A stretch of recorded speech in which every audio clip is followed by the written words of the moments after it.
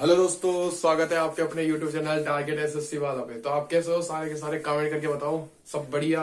अभी ठंड वैसे ही चल रही है तो अपना अपना ध्यान रखो। मेरे थोड़ा जुकाम हो रही है। तो अपन ने एक टॉपिक कंप्लीट कर लिया था, यूरोपियन जातियों का भारत में आगमन। किस प्रकार यूरोप भारत में आए थे। अपन ने 5 पढ़े थे, 5 कंपनियां पढ़ी थी। कहाँ कहाँ से कौन सी आ रही है, कौन सा पहली फैक्ट्री लगा रही थी, कौन क्या कर रही थी। और अपन ने अब दूसरा टॉपिक चालू कर दिया था जिसमें आता है क्षेत्रीय शक्तियों का उदय, जिसमें अपन ने हैदराबाद निपटा दिया था। आई होप आपको वीडियो देखा होगा और वीडियो आपको अच्छा लगा होगा। आपने उसमें नोट्स प्रिपेयर करे होंगे, वीडियो आपको समझ में आया होगा। तो अपन आगे स्टार्ट करते हैं। सेकंड क्लास है और अपन चालू करेंगे आज बंगाल। आपको हेडिंग दिख रहा होगा बंगाल। तो अपन पहले बात करेंगे कि बंगाल में कैसे क्या कारण हुए थे कि जो ईआईसी वहां पे आई, वो किस प्रकार सोच रही थी कि वहां पे किस प्रकार हम अपनी शासन व्यवस्था ला सकते हैं, किस प्रकार में युद्ध करें, मतलब किस प्रकार से और क्या क्या कारण हो सकते हैं कि जो बंगाल है वो हमें तो कुछ फायदा दे।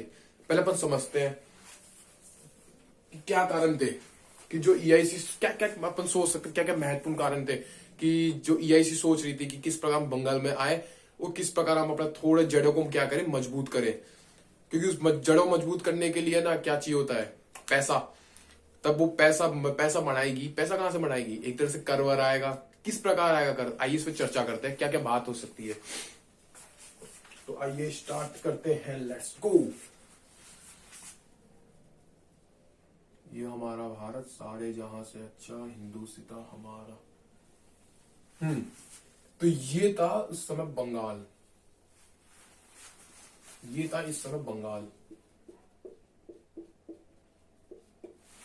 तो अलग अलग मार्कर से जो बंगाल था ना पहले का, उस बंगाल में कितने 5 अभी जो वर्तमान जो राज्य हैं अपन बोल सकते हैं 5 प्रांत। पहले के 5 प्रांत थे। कौन कौन से थे?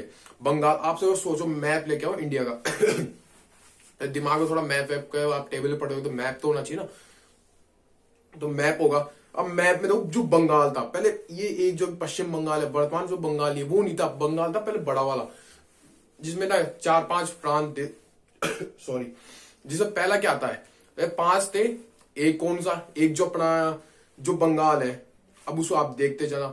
जैसे मान लो ये बंगाल है, एक बंगाल में क्या था, एक सेकंड, कोई वायर आ रहा है माइक का। जो बंगाल था, बंगाल में क्या क्या था?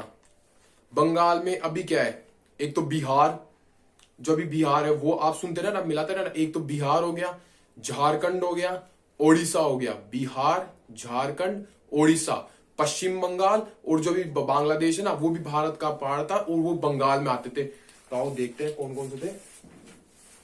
आप पहले पर बात करते बंगाल में कौन कौन से पार्ट थे, कौन कौन से अभी जो वर्तमान में जो राज्य है, कौन कौन से राज्य है। पहले उनको बोले प्रांत। तो बंगाल में एक तो था अपना बंगाल में पहले तो पश्चिम बंगाल हो गया, बांग्लादेश हो गया।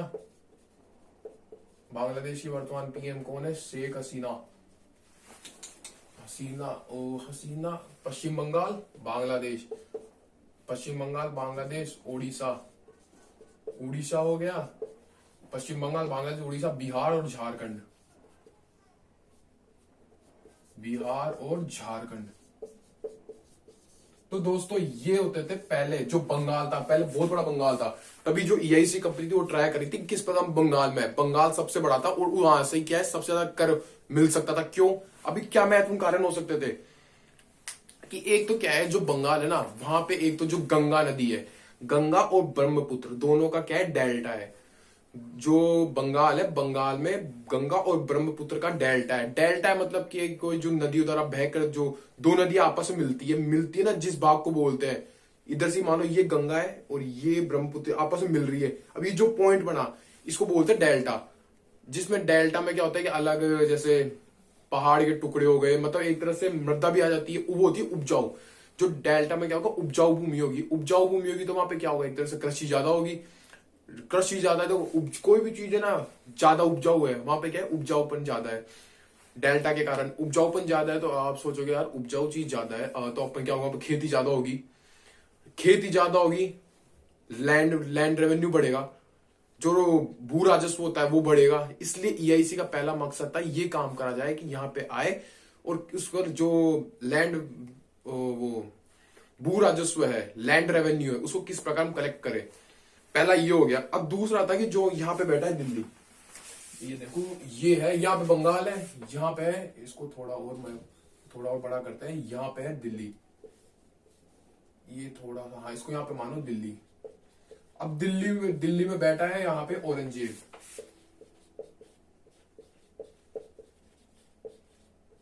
दिल्ली में बैठा है अभी औरंगजेब, बैठ गया दिल्ली में औरंगजेब, दिल्ली में बैठे, देखो ये बंगाल बना दिया, यहाँ पे दिल्ली बना के दिल्ली में बिठा रखे औरंगजेब को। अब पहला तो आपको बता दिया क्या कारण था। अब दूसरा क्या होगा दिल्ली क्या है, बंगाल से बहुत लंबी दूरी है, दूरी अधिक होने के कारण, अब मान लो कोई चीज दूरी ज्यादा है तो कोई मतलब, जैसे मान लो आपका साम्राज्य, आप अभी दिल्ली में बैठे हो, अब दिल्ली से आपको बंगाल में जाना है, तो आप देखो दूरी ज्यादा है यार, तो थोड़ा मतलब आलस सा आ जाता है, मतलब एक तरह से देख लेते हैं। तो अपने दो महत्वपूर्ण कारण बता दिए कि क्या महत्वपूर्ण कारण हो सकते थे, क्या महत्वपूर्ण कारण हो गए, पहले लिख ही देता हूं, मैं लिख ही देता हूं, फिर भी इसके बारे में और देखते हैं। और एक चीज, और जो बंगाल था ना उस समय, यहाँ पे बंगाल में 1698 में फोर्ट विलियम की स्थापना, एक बार आप पूरा देख लो, पूरा एक बार डिनोट कर देता हूं। और यहाँ पे थी, इसको बोलते हैं मद्रास इसमें यार खांसी हो रही है सॉरी। मद्रास में क्या था 1641 में, सेंट जॉर्ज,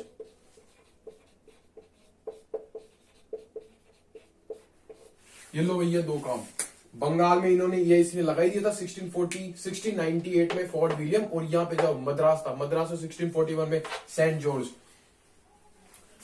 अब इसके महत्वपूर्ण, क्या चीज महत्वपूर्ण थी, महत्वपूर्ण में पहला क्या तथ्य था कि जो बंगाल है, बंगाल में गंगा और ब्रह्मपुत्र का डेल्टा, गंगा प्लस ब्रह्मपुत्र का डेल्टा, अगर तो गंगा और ब्रह्मपुत्र का डेल्टा आएगा तो क्या होगा, वहां पे उपजाऊपन बढ़ेगा, तो एक सेकंड रुको, तो वहां पे उपजाऊपन है, उपजाऊ भूमि लिख देते ना, तो यहाँ पे क्या होगी, उपजाऊ भूभाग होगा, उपजाऊ भूभाग होगा, तो वहां पे क्या होगा, आप देखो जहां पे उपजाऊ भूभाग है वहां पे कृषि ज्यादा होगी, तो वहां पे क्या होगा, लैंड रेवेन्यू, यानी कि भू राजस्व, इंग्लिश वाले लिख रहे ना लैंड रेवेन्यू, ये हो गया भू राजस्व।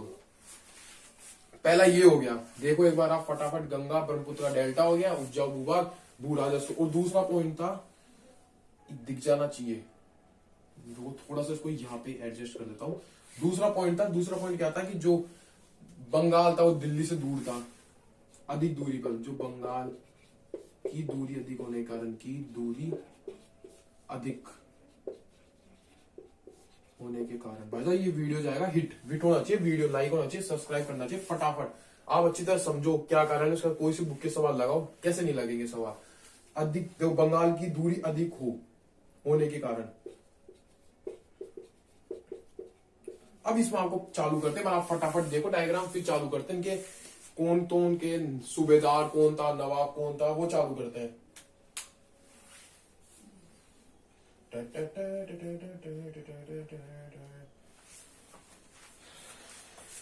आई होप आपने नोट कर लिया होगा, देख लो एक बार फटाफट। अब चालू करते हैं। एक सेकेंड, माइक निकल गया। आपको समझ में आया क्या क्या क्या कारण हुए थे, किस कारण ये EIC अट्रैक्ट हो रही थी बंगाल में। बंगाल सबसे बड़ा भाग था, डेल्टा और बन रहा है। तो आओ अब स्टार्ट करते हैं। पर अब जो बंगाल था, उसको ब्लू से पढ़ते हैं। अब जो बंगाल था, बंगाल में दो चीजें थी, एक तो था सूबेदार और एक था दीवान।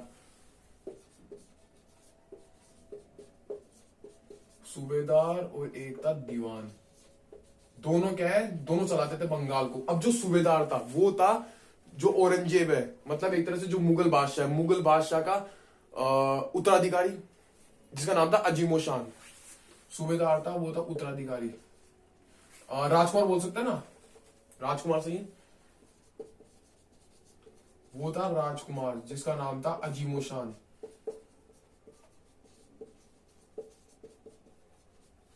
लो भैया ये हो गया सूबेदार। अब क्या हुआ, और जो दीवान था, एक बार आपको फिर इसके बाद बताता हूँ क्या हुआ आगे। राजकुमार तो ये था, अजीमोशान, इसको ब्लैक से लिखूं क्या, थोड़ा से लिखता हूं आप समझो। दीवान था मुर्शिद कुली खान। मुर्शिद कुली खान। अब ये जो तख्ता पलट करेगा मुर्शिद कुली खान, अभी देखना क्या हुआ। ये है भारत।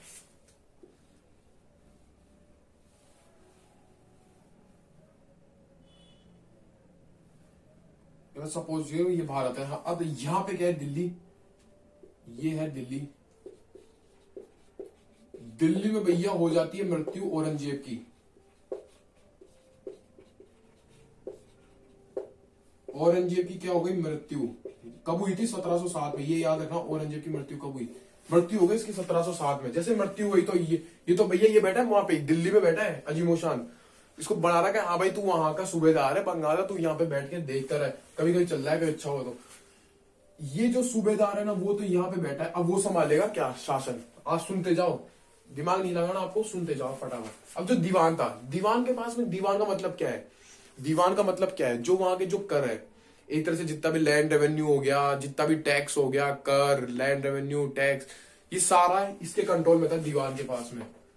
यानी कि टैक्स, लैंड रेवेन्यू, पूरे जितने भी कर हो गए, भू कर, राजस्व, सारा टैक्स, राजस्व, जिसको टैक्स और राजस्व बोलते हैं, छोड़ो। ये दीवान के हाथों में था। सूबेदार के पास में मतलब एक तरह से मान लो दीवान के पास, दीवान ही करता धरता था यहाँ का। अब इसको मौका मिल गया दीवान को कि ना हम अवध को करा दिए, सॉरी हम बंगाल को करा लेते हैं, स्वतंत्र करा देते हैं। तो उसे मैं रफ कर रहा हूँ, फिर अपन चालू करते हैं मुर्शिद कुली खान। एक बार इसकी एक दो चीजें हैं। 1700 में इसका कार्यकाल चालू होता है, 1700 से 1727 तक रहता है। तो लगाओ पहला पॉइंट, लगाओ क्या, पहले देखो अच्छी तरह। मुर्शिद कुली खान, लो भैया आओ मुर्शिद कुली खान पे। ये था 1700 से 1727, खेला होता है फिर इसके साथ। मुर्शिद कुली खान ये गया उधर, ये क्या ये था दीवान था, ओके। सूबेदार तो अजीमोशान था, ये था दीवान। अब क्या होता है, मुर्शिद कुली खान ने, इसने क्या है, स्वतंत्र करवा लिया इसको बंगाल को स्वतंत्र कराकर इसकी जो राजधानी थी, वो पहले ढाका थी, ढाका से कर दिया मुर्शिदाबाद। सिर्फ एक पॉइंट आता है मुर्शिद कुली खान के बारे में कि इसने बंगाल को आज स्वतंत्र कराकर, स्वतंत्र करके बंगाल को स्वतंत्र करके, जो स्वतंत्र कर दिया, आजाद हो गया। अब इसके बाद में क्या होता है कि बंगाल को स्वतंत्र करके जो उसकी राजधानी थी, राजधानी का क्या करेगा, प्रतिस्थापन। राजधानी को ढाका से प्रतिस्थापित करके, ढाका से स्थानांतरित कर दिया, ढाका से स्थानांतरित करके।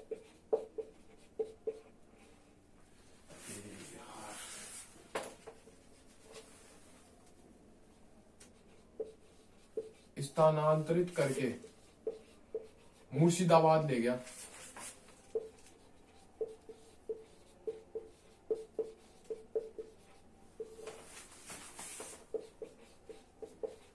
ये भैया इसका एक फैक्ट है, आप फटाफट इसको देख लो। मैं बस कैमरा देख लेता हूं, कैमरा सही है नहीं है।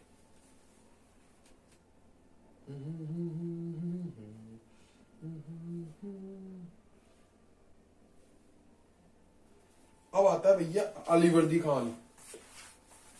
ये हो गया मुर्शिदाबाद ले गया, या मुर्शिदाबाद की स्थापना कर दी, एक तरह से इसकी स्थापना कर दी या ले गया। अब आता है अलीवर्दी खान। अलीवर्दी खान, इसको मैं यहां पे लिखता हूं अलीवर्दी खान, दो आपको बढ़िया से नोट्स बन जाएंगे। अलीवर्दी खान, अब आता है अलीवर्दी खान। अलीवर्दी, और सुनाओ आपके हाल चाल, सब बढ़िया होंगे। अलीवर्दी खान, अब ये कब आया, ये आया 1740 से 56, 1740 से आया 56 तक। फिर होता है एक खेल आएगा, इसके बाद जो अगला आएगा ना, अगला नॉब आएगा, वो कर देगा खेल एकदम मस्त। और भाई साहब अंग्रेजों को दौड़ा दौड़ा कर मारेगा वो एक बार, तो ऐसा लगा अंग्रेज निपट गए साले। फिर लेकिन धोखा हो जाता है, धोखा भी करवाएंगे लोगों। अलीवर्दी खान 1740 से 56 तक का हो गया इसका काम। अब ये क्या करा, इसने बोला कि जो ईआईसी है, जो ईआईसी ईस्ट इंडिया कंपनी है, ईस्ट इंडिया कंपनी को बोल रहा हूँ ईआईसी, सुनते रहना अच्छी तरह, जो ईआईसी है, इसने ईआईसी को बोला मधुमक्खी का छत्ता। मधुमक्खी का छत्ता आप जानते हो कि छेड़ेगा ना तो वो मतलब खा जाती है ना मधुमक्खियां, तो ये बोला ईआईसी को मधुमक्खी का छत्ते मधुमक्खी का छत्ता बोलने वाला कौन था, सवाल है। अलीवर्दी खान। ईआईसी को मधुमक्खी का छत्ता बोलने वाला कौन था, वो था अलीवर्दी खान। अब ईआईसी को मधुमक्खी का ये बोला कि अगर आप ईआईसी को छेड़ोगे तो वो काट खाएगी।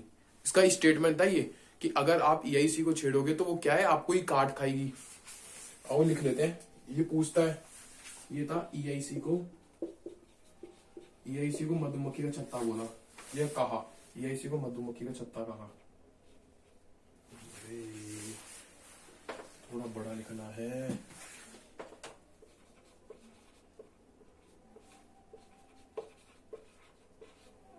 मधुमक्खी का छत्ता कहा।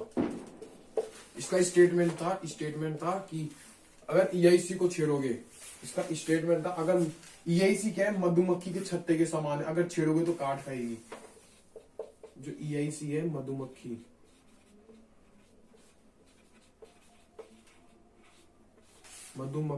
के छत्ते के समान है, अगर छेड़ा तो काट खाएगी। अगर छेड़ा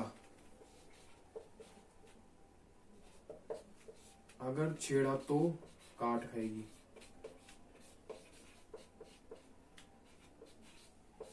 लो भैया, ये अलीवर्दी खान का भी काम पूरा। मैं कैमरा देख लूंगा क्योंकि वीडियो कट जाता है कभी कभी। परफेक्ट चल रहा है, परफेक्ट। देख ला अलीवर्दी, मुर्शिद कुली खान हो ही गया, अब अलीवर्दी खान हो ही गया। फटाफट देख लीजिए, मुर्शिद कुली खान का कराई दिया, अलीवर्दी खान का कराई दिया। अब आएगा भैया सिराजुद्दौला। अब आएगा भैया सिराजुद्दौला। चलो स्टार्ट करते हैं। सिराजुद्दौला, दौला रे दौला, सिराजुद्दौला, सिराजुद्दौला।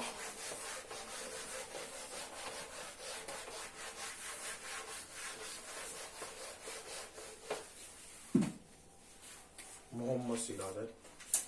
अब आता है सिराजुद्दौला। सिराजुद्दौला ये मतलब 1756 से 57 तक, 1756 से 57 तक। अब ये इसकी एक कहानी सुनाता हूं। बात करते अपन 1717 की। आपको पता होगा 1717 में क्या हुआ। फर्रुख शेर याद आ रहा है आपको। अपन चलो पीछे फटाफट, यूरोपियन का भारत में आगमन, उसमें अंग्रेज पढ़ रहे थे। अंग्रेजों में अपन ने देखा था, लास्ट वाला जो पॉइंट लिखवाया था कि जो फर्रुख शेर था उसने ना बीमार होने लगा था, बीमार हो गया था, मरने की कगार पे था। फिर जो एक सर्जन आया हुआ था उसका नाम था हैमिल्टन, जो सर्जन आया हुआ था उसका नाम था हैमिल्टन। उसने उसको ठीक कर दिया, उसने दस्तक जारी कर, 3 फरमान लिखे आए थे। अब आप पढ़ना पलटो, देखो क्या क्या 3 फरमान थे। हाँ, तो अब इसने क्या है कि एक तरह दस्तक कर दिया था, उसको बोला था अपन दस्तक बोला था अपन। जो फर्रुख शेर ने 1717 की बात है, जो फर्रुख शेर था उसने ना एक दस्तक जारी करा था, और उसमें ना मतलब निशुल्क व्यापार लिखा हुआ था कि ना बिना शुल्क के आप व्यापार कर सकते हैं। निशुल्क व्यापार के बारे में लिखा गया था। थोड़ा सा माइक ऊपर कर लूं। निशुल्क व्यापार के बारे में कहा गया था कि आप निशुल्क व्यापार कर सकते हैं। अब लेकिन इस जो सिराजुद्दौला था, इसको लगा है ये तो जो अंग्रेज है इसका कर रहे हैं दुरुपयोग, ये तो यार हाथ से निकलते जा रहे हैं। लेकिन इसने क्या करे, अंग्रेजों को काबू करने के लिए जो फोर्ट विलियम था, जो कलकत्ता में था, बंगाल में था ना फोर्ट विलियम, कलकत्ता में फोर्ट विलियम था। स्थापना कब की गई थी? 1698 में। हाँ 1698 में, थोड़ा सा हो गया था कंफ्यूजन, तो कोई ना, परफेक्ट है 1698 में। अब जो फोर्ट विलियम था, इसने क्या करा कि फोर्ट विलियम पर कार्रवाई कर दी। अब भैया वो तो नवाब है तो करेगा ही, नवाब है भी है, तो इसने क्या है फोर्ट विलियम पर कार्रवाई कर दी। 1756 में फोर्ट विलियम पर कार्रवाई कर दी। और वहां पे क्या हुआ कि 143 जो अंग्रेज थे उनको बंदी बनाकर एक छोटा सा कमरा, मतलब मान लो छोटा सा कमरा था तहखाना टाइप का, मतलब इसमें क्या है, जगह ही नहीं है, उसमें 143 लोगों को डाल दिया, मतलब जगह ही नहीं है। और उसमें क्या है, एक छोटा सा छेद है जिसमें से रोशनी आ रही है, छोटा सा छेद है उसमें क्या है, रोशनी आ रही है। वो पूरे तरह से पैक है, पूरा ब्लैक है, पूरा ब्लैक हो रखा है, कोई छेद छोटा सा है जिसमें से ना क्या आ रही है, लाइट आ रही है। और उसमें 143 लोगों को, अंग्रेजों को बंदी बनाकर उसमें डाल दिया। फिर वहां पे क्या हुआ, अगले दिन खोलेगा, अगले दिन खोला तो उसमें ना हॉलवेल था, हॉलवेल से ही 23 जनों जिंदे बचे, हॉलवेल से ही 23 लोग जिंदे बचे। अब इसको जो इतिहासकार कहते हैं ना, इतिहासकार कहते हैं इसको ब्लैक होल की घटना, इतिहासकार इसे कहते हैं ब्लैक होल की घटना। 1756 में घटित हुई थी।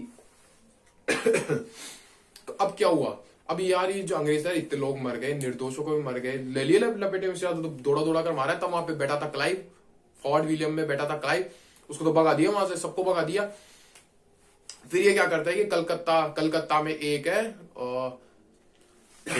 अमीनगढ़, उसमें क्या करते हैं, संधि करते हैं जिसको बोलते हैं अमीनगढ़ की संधि।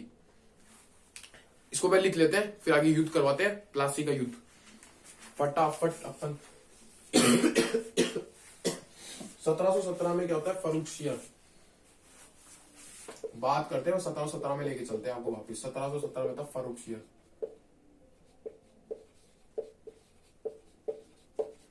1717 में था फर्रुखशियर। फर्रुखशियर ने जारी करा दस्तक, आप लिख लेना, मैं वैसे लिखता हूँ ज्यादा नहीं, मैं सिर्फ ड्रॉ करके बताऊंगा। 1717 फर्रुखशियर था, फर्रुखशियर ने जारी किया दस्तक। सॉरी, फर्रुखशियर ने दस्तक जारी करा। अभी जो दस्तक था वो था निःशुल्क व्यापार, बिना शुल्क के व्यापार।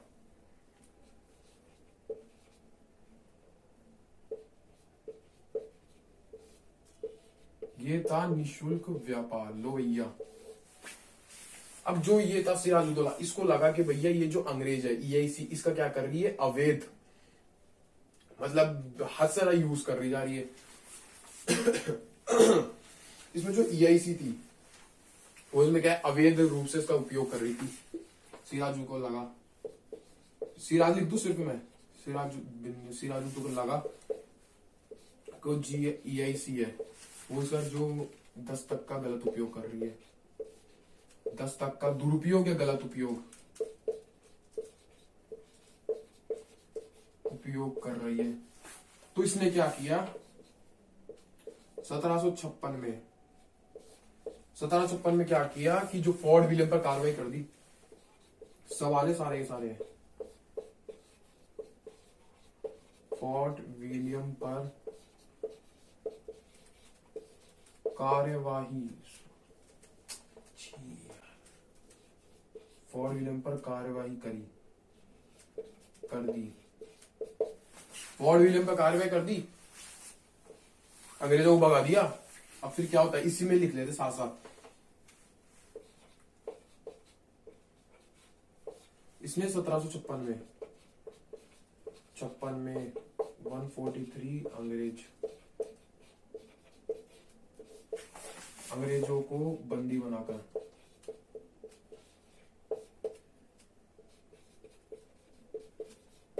अंग्रेजों को क्या कर लिया, कैद कर लिया, बंदी बनाकर एक छोटे कमरे या कोठरी में।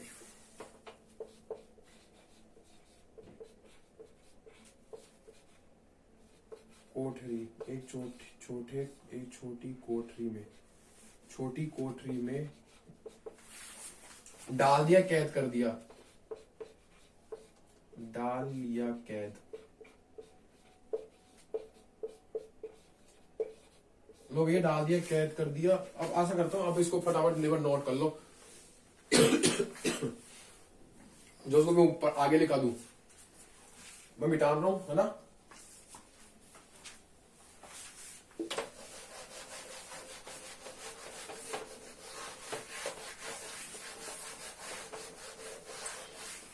इसने डाल दिया, कैद कर दिया। इसके बाद में क्या हुआ, अगले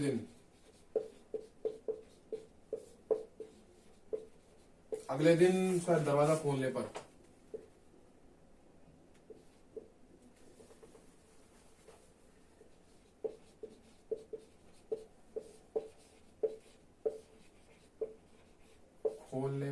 देखा,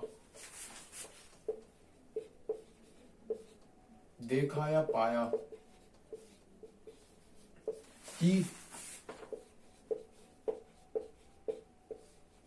हॉलवेल सहित, हॉलवे क्या है, इतिहासकार था, हॉलवेल सहित 23 अंग्रेज बचे थे।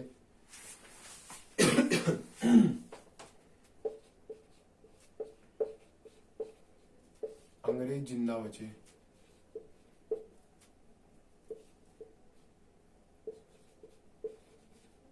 इसी इसी जो ये घटना हुई, इसी घटना को ब्लैक हॉल,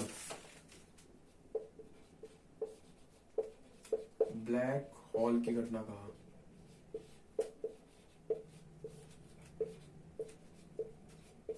इतिहासकारों ने इसी घटना को ब्लैक होल की घटना कहा। अब इसके बाद में क्या होता है, एक संधि होती है कलकत्ता, कलकत्ता में था अलीगढ़, कलकत्ता में था अलीगढ़, जिसको ना अपन अलीगढ़ की संधि बोल सकते हैं। पूछ ले अलीगढ़ की संधि कहां हुई थी, कलकत्ता में हुई थी, आ जाए ऐसे में पूछ लेते हैं कई से सवाल। मैं यहाँ पे सीधा लिख देता हूँ, अलीगढ़ की संधि कलकत्ता में हो गई, अलीगढ़ की संधि। अब यार जो वहां का जो था EIC का जो तब गवर्नर था वो था क्लाइव, बहुत खतरनाक इंसान था। अभी आओ मैं थोड़ा पानी पी लूं एक बार, फटाफट इसको देखो। क्या होता है कि लगातार बोलते जाते हैं ना तो गला सूखता जाता है, बोलने से क्या होता है गला सूखता जाता है। अब फटाफट इसको नोट कर लो एक बार।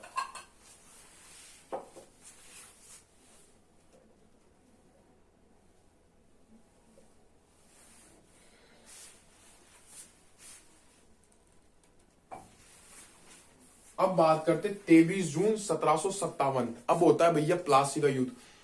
इस युद्ध में क्या हुआ, धोखा हो गया एक तरह से, जो सिराजुद्दौला था ना उसका धोखा हो गया। ये जो क्लाइव था ना बड़ा तेज इंसान था, इसने देखा कि भैया फोर्ट विलियम में तो साला दौड़ा दौड़ा कर मारा है, ये फोर्ट विलियम में तो ना सिराजुद्दौला दौड़ा दौड़ा कर मारा है, ऐसे तो अपन इस पे जीत नहीं सकते। इसने लगाया दिमाग। इसमें जो सिराजुद्दौला का जो सेनापति था, जो सिराजुद्दौला था एक इसका सेनापति था मीर जाफर, उसको क्या करा, उसका सेनापति था उसको अपनी तरफ कर लिया और बोला भाई तू इस युद्ध को जितवा दे, इस युद्ध जितवा, तू इस युद्ध को जैसे जितवाएगा, जितवा दे, हम तुम्हें EIC बोल रही है उसको मीर जाफर को कि तू इस युद्ध को जितवा दे, इस युद्ध को जैसे तू जितवाएगा, जितवा दे तेरे को बंगाल का दीवान बना देंगे। उसके भाई साहब मजे ही मजे, इसके तो मजे ही मजे हो गए। वो ऐसा ही करता है, मतलब इस तरह से जो ये युद्ध हुआ था ना, इसमें जो जैसे युद्ध चालू हुआ 23 जून को, जैसे युद्ध चालू हुआ तो इसमें सेना एक तो जो सिराजुद्दौला थी उसकी सेना लड़ी ही नहीं, सेना लड़ी ही नहीं, मतलब युद्ध हुआ ही नहीं, एक तरह से तो धोखा हुआ था सिर्फ एक तरह से धोखा हो गया था, क्योंकि सेनापति ने आदेश नहीं दिया युद्ध का। अब लाइफ से सिराज मारा गया, सिराजुद्दौला मारा गया। आओ लिखते हैं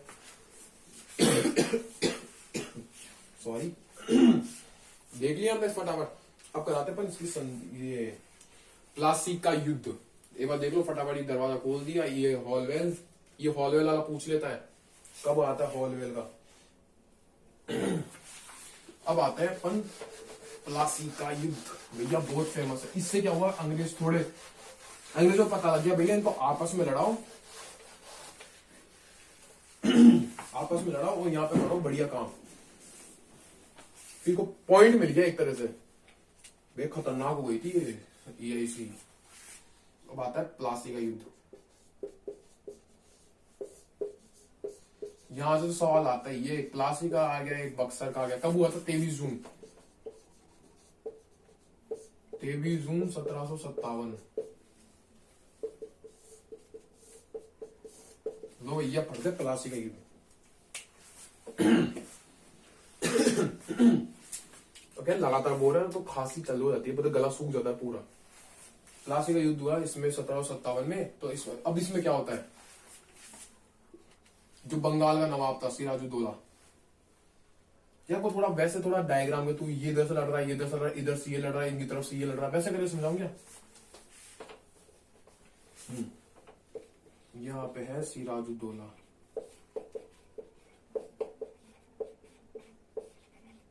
ये तो है बंगाल का।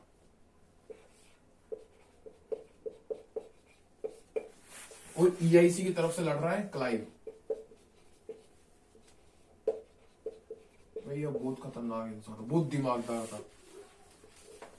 इनके मध्य होता है वर्सेस। जैसे इनका युद्ध चालू हुआ, इसका एक सेनापति था मीर जाफर।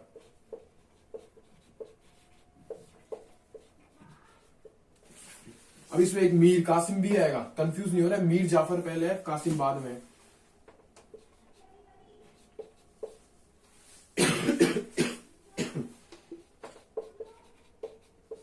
अब आया मीर जाफर। सेनापति कौन था? मीर जाफर। इनकी तरफ से लड़ रहा है क्लाइव। अब ये जो मीर जाफर था, ये क्लाइव ने पहले से सेट कर लिया था, भाई तेरे को हम, तू युद्ध जितवा दे, हम तेरे को बढ़ा देंगे वहां का नवाब। युद्ध खत्म होते ही मीर जाफर पहले इससे मिल रखा था। अब ये भाई साहब जैसे युद्ध चालू हुआ, जैसे 23 तारीख को युद्ध चालू हुआ, 23 जून को जैसे युद्ध चालू हुआ, तो भैया ये इसकी जो ये अपनी सेनापति था, सेनापति ने ना सेना को आदेश नहीं दिया कि भाई युद्ध तुम चालू करो, इसलिए इसकी हार होती है। युद्ध शुरू हो गया, लेकिन मीर जाफर गद्दारी कर दिया। मीर जाफर ने क्या करी? गद्दारी। अरे मुझे कहां आ गया? मीर जाफर ने करी गद्दारी। गद्दारी कर दी, इसलिए जो सिराज था वो मारा गया। सिराज की हार हुई, सिराज मारा गया और इसकी हार हो गई। अब भैया हार हो गई तो अब ये तो मामला खत्म। अगर आप फटाफट इसको देख लो कि बंगाल का ये था सिराजुद्दौला और ईआईसी का था क्लाइव। सिराजुद्दौला का सेनापति था मीर जाफर और इसलिए इससे पहले ही मिल गया था क्लाइव से। इसमें जो मीर जाफर है ना, इसको ना क्लाइव का गीदड़ ही बोलते हैं। क्लाइव का गीदड़ किसे बोला जाता है? मीर कासिम। ये मीर जाफर, सॉरी आया ना कासिम मेरे मुंह पे भी, लेकिन कासिम बाद में आएगा। 23 जून शुरुआत हो गई, मीर जाफर गद्दारी कर लिया, सिराज मारा गया और इसकी हार हो गई। भैया बंगाल से तो मामला खत्म। अब जैसे इनकी जो बात हुई थी, अब उसको बात को उतारते इसको। एक बार फटाफट इसको नोट कर लो, एक बार मिटान देता भी हटने, एक बार हट गया हूं, फटाफट आप देख लो। अब बात करते हैं 28 जून को।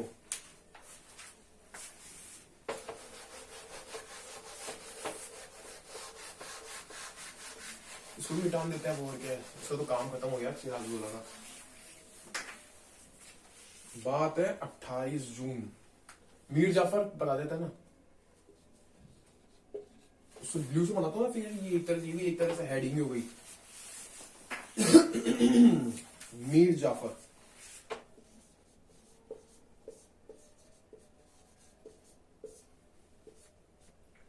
1757 से 60 तक रहा है। अभी थोड़ा हिंदी की मात्रा वाता हो तो आप संभाल लेना, आप सही कर लेना अपने हिसाब से, कि हमारी हिंदी ऐसी है।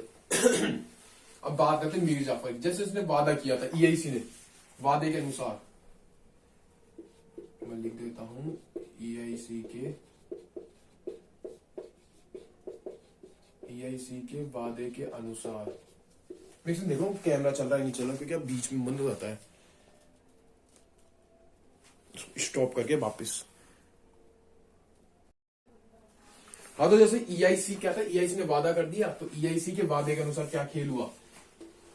ईआईसी ने वादा कर दिया, ईआईसी के वादे के अनुसार 28 जून 23 को चालू हुआ था युद्ध, और 4-5 दिन में खेल निपट गया।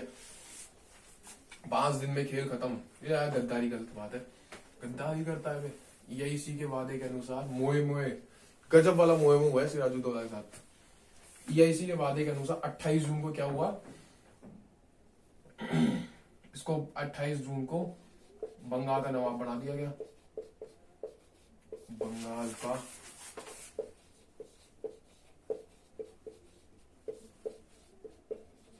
लो भैया, एक काम तो इसका हो गया। ईआईसी का वादा करा था, ईआईसी ने बना दिया 28 जून को बंगाल का नवाब।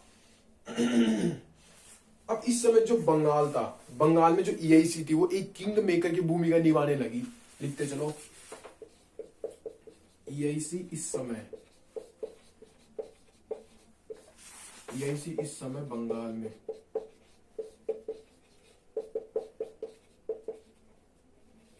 किंग मेकर की भूमिका निभाने लगी।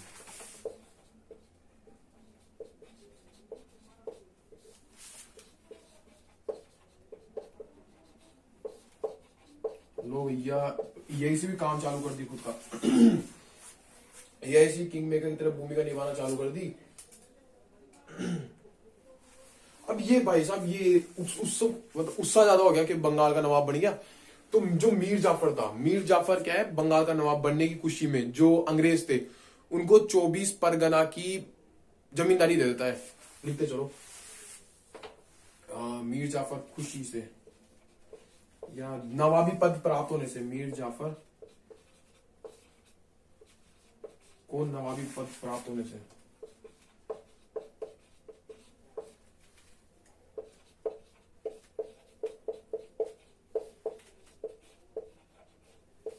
नवाबी पद प्राप्त होने से ये क्या हो गया, खुशियों अत्यंत प्राप्त होने से या खुशी से।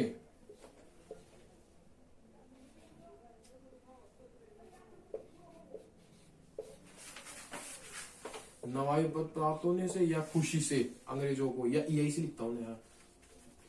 ईआईसी लिखते वाले तो ईआईसी लिखेंगे। ईआईसी को 24 परगना की जमींदारी देता है। 24 परगना की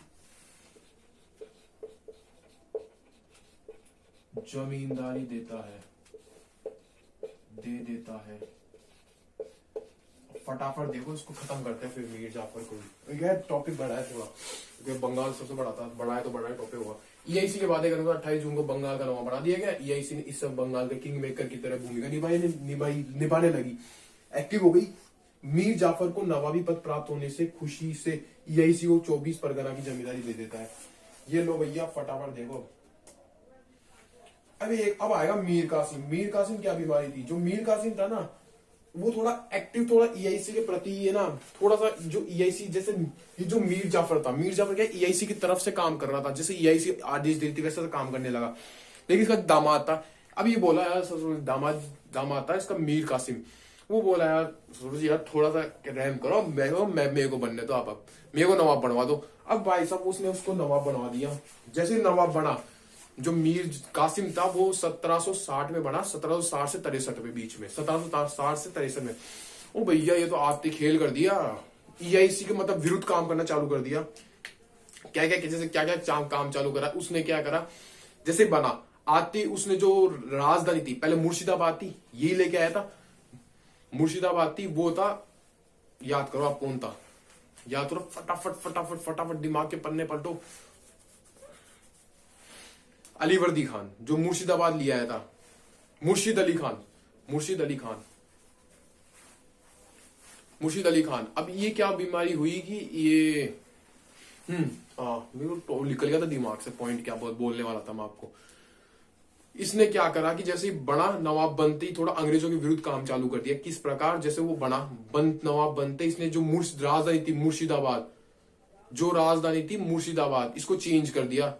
राजधानी मुर्शिदाबाद को चेंज कर दिया, बदल दिया। अब दूसरा क्या हुआ कि जैसे इसका जो राजस्व व्यवस्था थी, राजस्व व्यवस्था में जो एक भ्रष्टाचार क्या ज्यादा मात्रा में हो रहा था, उस पर क्या कर दिया इसने, कंट्रोल करना चालू कर दिया। मतलब ईआईसी एक तरह से विरुद्ध काम कर रहा है, ईआईसी के एक तरह से विरुद्ध काम कर रहा है।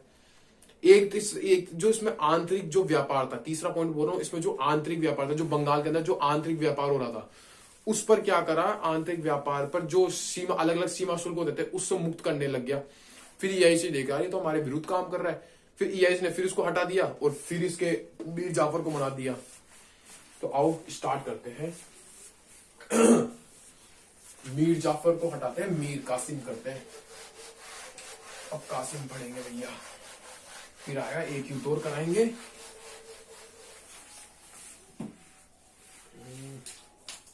मीर कासिम,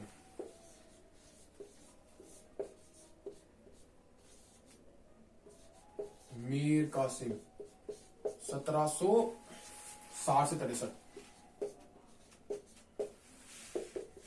परफेक्ट है भैया, चीज बहुत थोड़ा है, मजा आ रहा है पढ़ने में, आपको मजा आ रहा है, बिल्कुल खत्म, कतई जहर। हाँ, पहला पॉइंट, नवाब बनते ही नवाबंदी ये करता है, ये जो मुर्शिदाबाद थी नवाबंदी राजधानी को, जो राजधानी थी राजधानी को मुर्शिदाबाद से,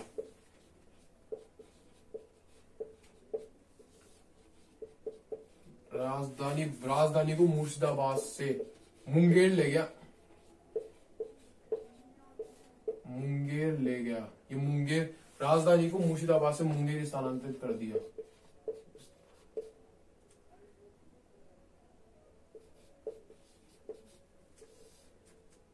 स्थानांतरित कर दिया। हिंदी विंदी आप संभाल लेना, थोड़ी बहुत है। राजधानी क्या है? मुर्शिदाबाद से मुंगेर। ये भाई कौन था? सवाल आता है मुर्शिदाबाद से मुंगेर राजधानी स्थानांतरित करने वाला कौन था? मीर कासिम था। एक पॉइंट क्लियर। अब आता है दूसरा। जो मीर कासिम था ना, राजस्व जो व्यवस्था थी इसकी, राजस्व व्यवस्था में भ्रष्टाचार पर रोक लगाने लगा, अधिक कंट्रोल करने लगा। लिखते चले, 2-4 पॉइंट है ना, तो नोट्स भी अच्छी तरह बन जाएंगे। इसने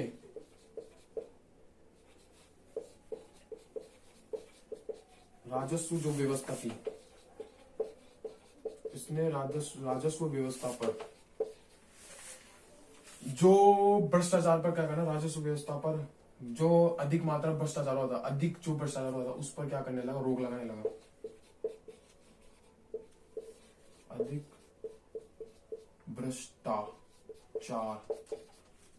भ्रष्टाचार पर रोक लगाने लगा, या रोकने में सक्षम रहा, रोकने का प्रयास या रोकने में सक्षम रहा। एक सेकंड रुको। या रोकने का प्रयास किया, अरे यार सॉरी, रोकने का प्रयास किया। लो भैया, एक पॉइंट और डन। तीसरा पॉइंट, पहला हो गया राजधानी को मुर्शिदाबाद से मुंगेर स्थानांतरित कर दिया, इसने राजस्व व्यवस्था पर अधिक भ्रष्टाचार पर रोकने का प्रयास किया। तीसरा जो पॉइंट था ना, वो क्या होता है? अब इसका जो आंतरिक जो व्यापार था, या आंतरिक जो बंगाल के अंदर जो बंगाल बनाया था ना फिर मैंने, जो बंगाल का जो व्यापार होता उस पर क्या करना, जो कर होता था, अलग अलग कर होता था, उसको मुक्त कर दिया। अपने नेक्स्ट पॉइंट देखो, मीर कासिम ने आंतरिक, बोल सकते हैं आंतरिक व्यापार पर, आज थोड़ा गड़बड़ दर्द है मेरे, इसने क्या बोलते हैं अपन, आंतरिक व्यापार पर। अरे यार आज मिस्टेक खूब हो रही है।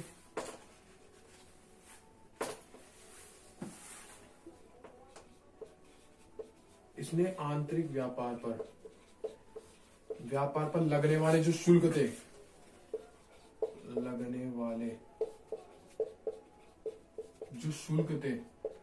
लगने वाले शुल्कों को समाप्त कर दिया।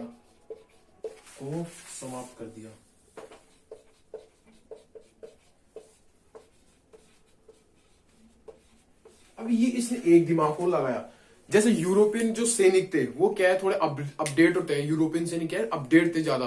तो ये क्या करने लगा, इसने दिमाग लगाया, मैं भी अपनी एक सेना में ना अपडेट करता हूँ। इसने क्या, अपनी जो सेना थी उसमें ना अधिक लोगों की भर्ती करना चालू कर दिया, और उनको यूरोपियन जैसे सैनिक थे उनको उसी प्रकार की ट्रेनिंग से नए राइफल देना, नए हथियार प्रोवाइड कराना, वैसे ही काम करने लगा था।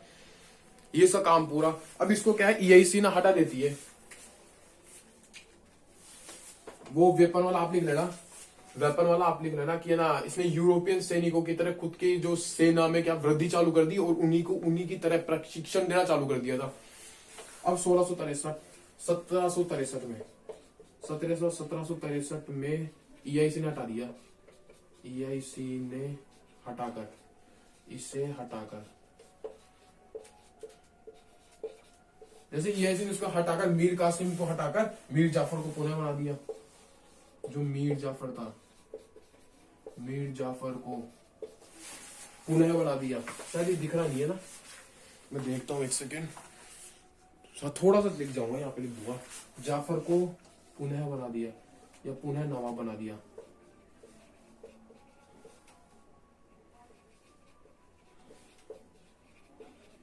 लो भैया, एक बार आप फटाफट इसको देखो, मीर कासिम को। फिर अपन चालू करते हैं। अब आएगा बक्सर का युद्ध। अब इसमें ना जो मीर कासिम था, ये थोड़ा अंग्रेजों के विरुद्ध काम कर रहा था। तो इसने देखा अंग्रेजों को मुंह उखाड़ फेंकेंगे। अब इसमें 3 राजा बक्सर के युद्ध में। ये था 23 अक्टूबर 1754 64 में 23 अक्टूबर 1764 में बक्सर का युद्ध हुआ। अब इसमें क्या हुआ, इसमें क्या होता है कि जो तीन बड़ी शक्तियां थी, तीन बड़ी शक्ति थी। अवध का तो ये था मीर कासिम, अवध का तो ये सॉरी बंगाल का तो था मीर कासिम, और जो मुगल सम्राट था वो था शाह आलम द्वितीय। एक अवध का था सुजाउद्दौला, सिराजुद्दौला नहीं, सुजाऊ उद्दौला। ये था बीच में टांग अड़ाने वाला। घंटे गल गई थी इसके घंटे गल गई थी, बेफालतू घंटे गली थी इसमें। इसमें क्या हुआ कि जो ईआईसी की तरफ से युद्ध कर रहा था हेक्टर मुनो, भाई साहब ईआईसी ने इन तीनों को, बड़ी जो तीन शक्तियां थी, इन तीनों शक्तियों को हरा दिया। फिर इसके बाद में हराया, और फिर अब इसके बाद में होती है 1765 में इलाहाबाद की संधि। 1765 में होती है 1765 में होती है इलाहाबाद की संधि। उसमें क्या हुआ, युद्ध तो लड़ा हेक्टर मुन्नो ने, अब संधि करने आएगा क्लाइव, प्लासी वाला क्लाइव वापिस आएगा संधि करने। क्लाइव था बहुत दिमागदार। इसमें लगा दिया ओओपी नहीं सॉरी बीबीओ, बंगाल, बिहार और ओडिशा पर क्या इन्होंने प्रभुत्व स्थापित कर लिया संपूर्ण रूप से, बंगाल, बिहार और ओडिशा पे। और जो ये था अवध था, उस पे दो जिले थे, वो ले लिए अपने से, खुद से ले लिए। तो बीच में टांग रहा था, और उसमें हर जाना और लगा दिया था 1.5 लाख के आसपास का। तो उसको बक्सर के बारे में पढ़ते हैं थोड़ा बहुत क्या है। और फिर द्वेष शासन चालू कर दिया था, देव शासन के बारे में बात करते हैं। आज वाला ये वीडियो थोड़ा लंबा जाएगा, इसको आराम से लेना। अब पढ़ेंगे भाई साहब बक्सर का युद्ध कराएंगे, फिर अपन पढ़ेंगे द्वेष शासन। द्वेष शासन वाले को समझाता हूँ क्या बीमारी है द्वेष शासन, क्या क्या बीमारी है।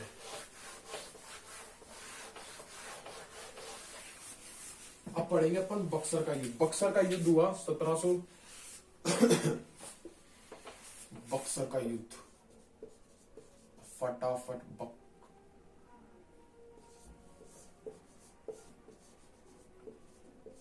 बक्सर का युद्ध हुआ 23 जून, अरे 23 अगस्त, प्लासी की डेट याद है, अक्टूबर 23 अक्टूबर 1764। ये भैया होता है बक्सर का युद्ध। अब इसमें वैसे बताऊंगा क्या क्या बीमारियां चल रही थी। तीन बड़ी शक्तियां कौन कौन थी। इधर तो था पहले बंगाल का चालू करते हैं। बंगाल का था मीर कासिम, नहीं मीर जाफर। बंगाल का था मीर कासिम, सॉरी मीर जाफर तो वो था, उसका गद्दार था वो तो, क्लाइव का गीदड़। मीर कासिम, एक तो था मीर कासिम, कासिम उल्टा लिख दिया शायद मैंने, कासिम उल्टा लिख दिया, मीर कासिम हो गया बंगाल का। एक था मुगल बादशाह शाह आलम द्वितीय, शाह आलम द्वितीय, ये था मुगल बादशाह। एक था अवध का सुजाउद्दौला, इधर ही लिख देता हूं ना यार, इधर ही लिख देता हूं, प्लस अवध का था सुजाउद्दौला, अवध का था सुजाउद्दौला, सिराजुद्दौला नहीं सुजाउद्दौला, सुजाउद्दौला। अभी अवध पढ़ा होगा ना, अब नेक्स्ट वीडियो में देखता हूँ क्या लेके आता हूँ, अवधि लेके आऊंगा नेक्स्ट वीडियो में, तो बताऊंगा सुजाउद्दौला की कहानी बताऊंगा। बीच में टांग रहा था कैसे इसकी घंटे गली थी, कैसे इसके बेफालतू बीच में उछल के आया था। नहीं हम लड़ेंगे युद्ध, लड़ लो। वर्सेस कराते अपन ईआईसी, वर्सेस हुई ईआईसी, ईआईसी की तरफ से कर रहा था इनका नेतृत्व, ईआईसी का नेतृत्व कर रहा था हेक्टर मुनरो, हेक्टर नहीं हेक्टर।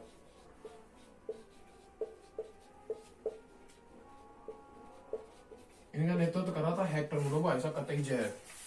युद्ध होता है भाई साहब, ये तीन बड़ी शक्तियां, इसने ईआईसी से आ गई, ईआईसी ने इस तीन बड़ी शक्तियों को हरा दिया। इसमें हेक्टर मुनरो ये जीतता है और इनकी होती है हार। फिर होता है ये संधि, एक बार फटाफट इसको नोट कर लो, नेक्स्ट में आपको संधि बंदी बताता हूं। नेक्स्ट में आती है संधि। हमारे पीछे शादी है, गार्डन है, आपको बता रहा हूँ पीछे गार्डन है, गाना चल रहा है मस्त, बारात आई है अभी, गाना चल रहा है जुली जुली। बक्सर का, अब होता है इसमें संधि। अब आती है इलाहाबाद की संधि।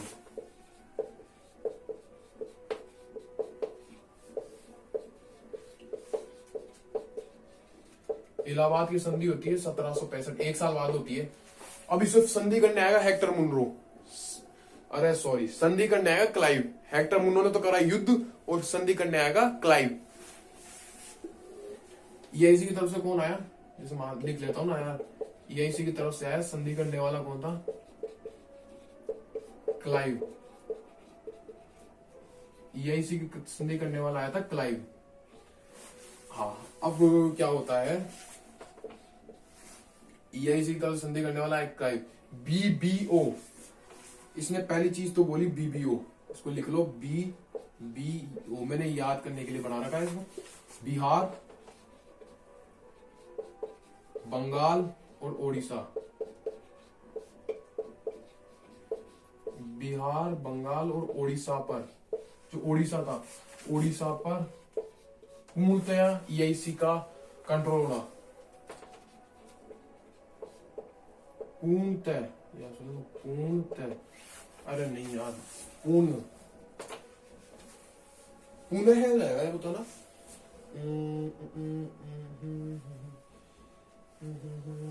क्या लिखूं उसको मैं, बिहार, बंगाल, ओडिशा पर पूर्ण है, पूर्णतः।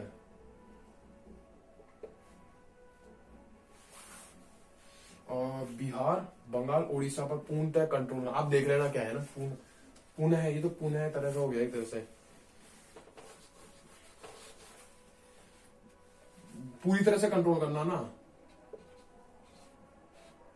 पूरी तरह से कंट्रोल करना।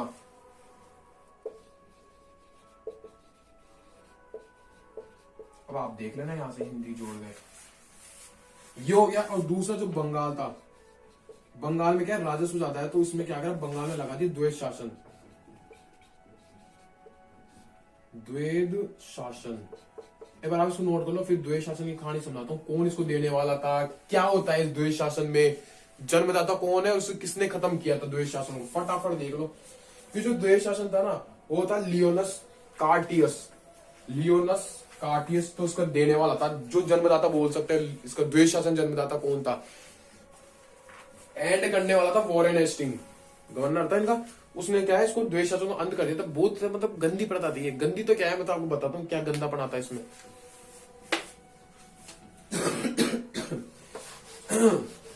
अपन देख रहे द्वैध शासन।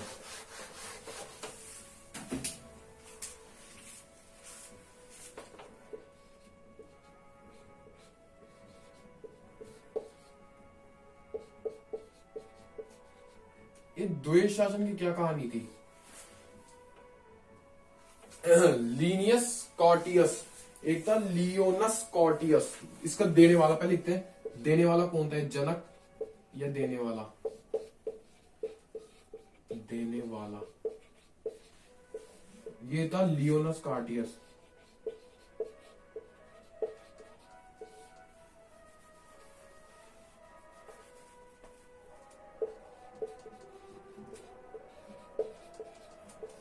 देने वाला कौन था, लियोनस, लियोनस कॉर्टियस।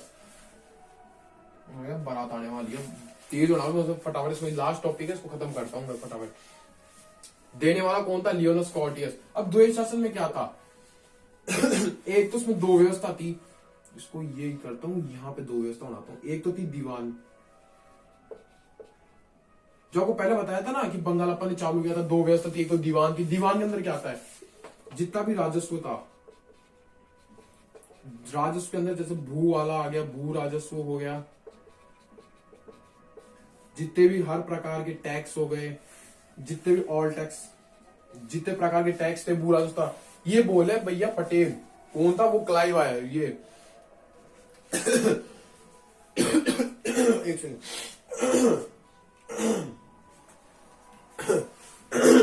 सॉरी, ये जो क्लाइव आया था ना, तो गला ज्यादा खराब हो गया। जो दीवान था ना, दीवान के अंदर राजस्व कर, इसने भाई पटेल ने दिमाग लगाया। क्लाइव आता था भाई जो दिमागदार था, इसने क्या करा, जो द्वैध शासन को, बंगाल में द्वैध शासन लागू कर दिया, यानी इस दो व्यवस्थाओं में बांट दिया। एक तो था दीवान, दीवान में क्या होगा, जो राजस्व दीवान के अंदर क्या था, राजस्व, भूभाग, टैक्स, मतलब जितने जहां से भी पैसा आने की संभावना है वो सारे ले लिए ईआईसी ने, कि भैया इस चीज को कंट्रोल करूंगा हम, इस चीज को कंट्रोल करेगी ईआईसी। ये सारा जो पैसा है, रेवेन्यू जितना भी कर वर फलाना, जहां से भी कर वर आ रहा है, कहां से पैसा वैसा आ रहा है, वो लेगी EIC. Okay, done done done.